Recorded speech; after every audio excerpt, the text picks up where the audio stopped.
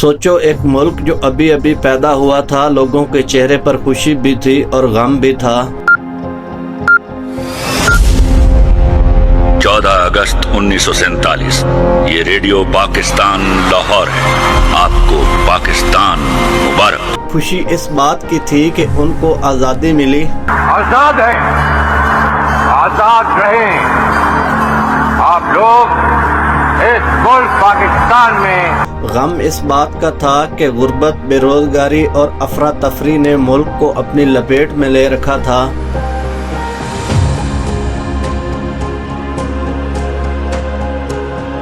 سیاست کے میدان میں صرف امیر اور وڈیرے دکھائی دیتے تھے، غریب کی سننے والا کوئی نہیں تھا۔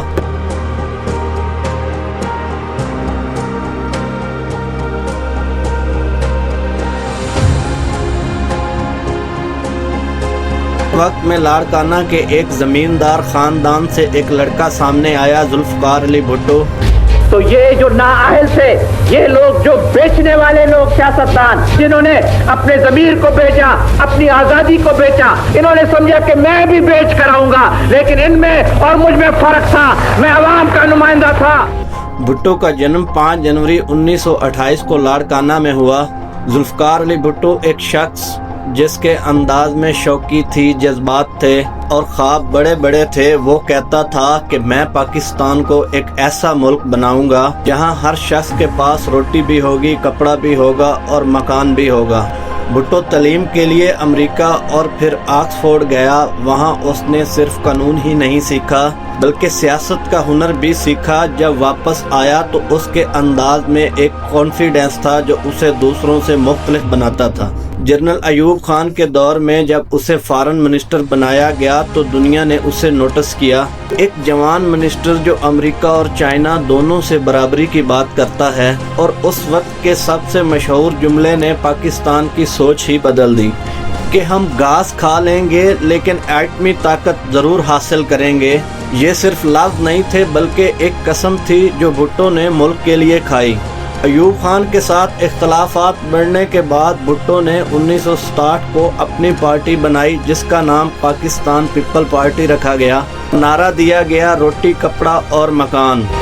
میرے ساتھیوں، یاد رکھو کہ ہم آپ کے ساتھ ہیں، آپ کے ساتھ رہیں گے، آپ کے مطالبوں پر چلیں گے، آپ کے امنگ پر چلیں گے، آپ کی مرضی پر چلیں گے، آپ کے اصولوں کی خلاف ورزی نہیں کریں گے، اور انشاءاللہ تعالی پاکستان کو ایک عظیم اور بلند مملکت بنا کے چھوڑیں گے۔ پہلی دفعہ سیاست کے منچ پر کوئی سیتا غریب کو مخاطب کر رہا تھا۔ کراچی کے مزدوروں سے لے کر سندھ کے کسان تک سب کو لگا کہ اب ان کی آواز حکومت تک پہنچ رہی ہے۔ میں ایک عوامی شخص ہوں اور عوام کے ساتھ رہوں گا۔ یہ میرا مکتب فکر ہے کہ کوئی قدم، کوئی بنیادی قدم میں کبھی آگے نہیں بڑھوں گا غریبوں کی اجازت کے بغیر، غریبوں کے مہربانی کے بغیر اور غریبوں کے تعاون کے بغیر۔ پارٹی نے تیزی سے مقبولیت حاصل کی۔ جب 1970 کا الیکشن آیا تو ایسٹ پاکستان میں شیخ مجیب الرحمان جیت گیا اور ویسٹ میں بھٹو۔ تو بھٹو نے کہا ادھر تم ادھر ہم۔ ملک کے دونوں حصوں کے لیڈر بڑے تھے مگر اختلاف اور ضد نے ملک کو 2 حصوں میں تقسیم کر دیا اور 1971 میں جنگ ہوئی اور بنگلہ دیش بن گیا۔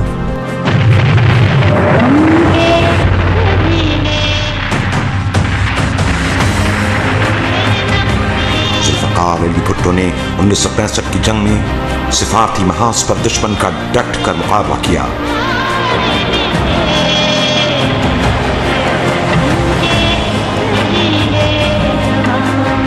اس وقت پاکستان کے چہرے پر شکست کا غم تھا، لیکن اسی وقت ذوالفقار علی بھٹو کو پاکستان کا پرائم منسٹر بنایا گیا۔ بھٹو نے حکومت سنبھالی اور ایک کے بعد ایک کامیابی حاصل کی۔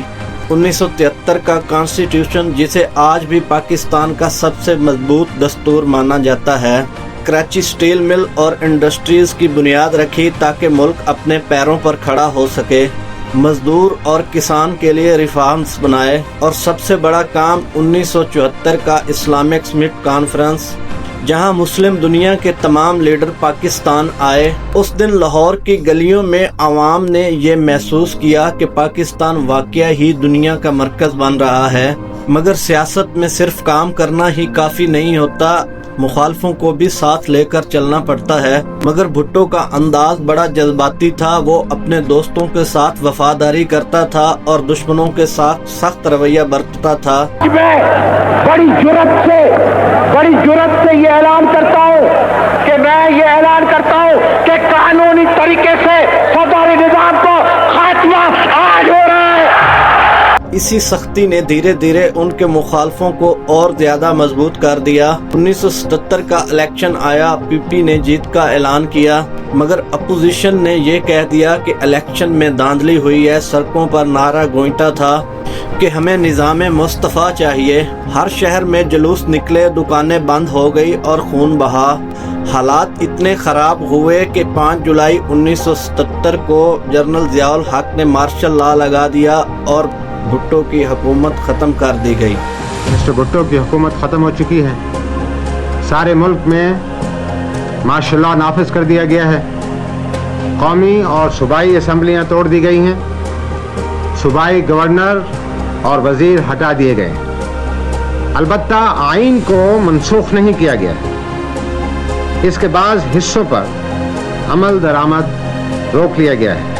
मगर फिर वो वक्त आया जो पाकिस्तानी तारीख का सबसे अंधेरा मोड़ था।